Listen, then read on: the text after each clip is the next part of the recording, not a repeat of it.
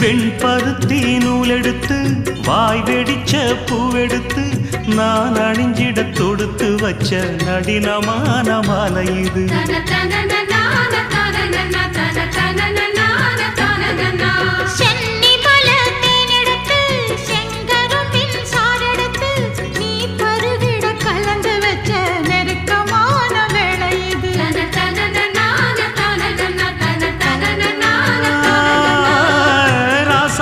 உடம்பிருக்கும் ரவிக்க துணி நானாக அன்னாடம் சூடி கொள்ள ஆசை வச்சாகாதா.